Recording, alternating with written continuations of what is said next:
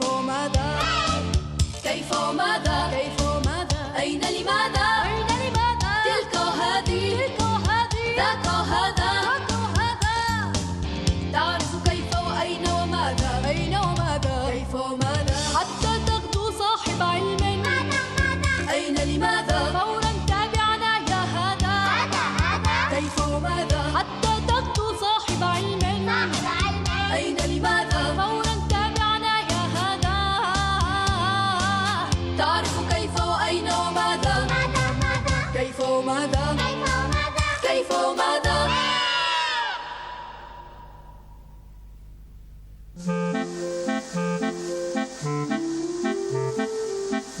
يا الله، ما أجمل هذه الألوان في السماء. قوس المطر. كيف يتكون قوس المطر في السماء؟ عندما تكون الشمس مشرقة في السماء ويهطل المطر في الوقت نفسه يظهر قوس المطر. ومن أين تأتي ألوان قوس المطر؟ تخترق أشعة الشمس قطرات المطر ويتفكك ضوءها محدثة ألوانا مختلفة.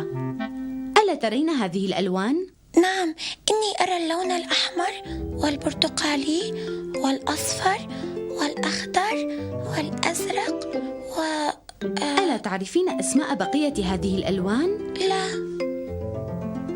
إنه النيلي والبنفسجي. النيلي والبنفسجي. هل تستطيعين عد الألوان؟ 1 2 3 4 5 6 7. جيد، هذه الألوان السبعة تكون قوس المطر. أستطيع أن أصنع مثله؟ نعم تستطيعين. ضعي الشمس خلفك ورشي الماء من الخرطوم على الأزهار في الحديقة.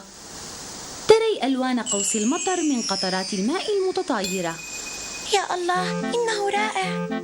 يمكنك رؤية قوس المطر إذا نظرت إلى بركة ماء يطفو عليها قليل من الزيت. نعم، تبدو بركة غير عادية. وإذا نظرت إلى الماء المتطاير من النافورة أو الشلالات ترين قوس المطر جميلا.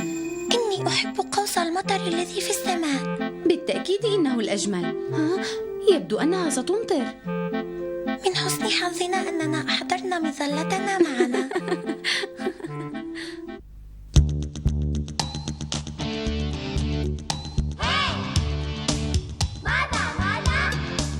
كيف وماذا؟ أين لماذا؟ تلك وهذه ذاك وهذا.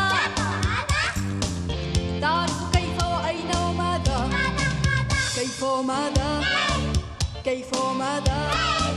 كيف وماذا؟ كيف وماذا؟ أين لماذا؟ أين لماذا؟ تلك هذه تلك وهذه ذاك هذا. ذاك وهذا.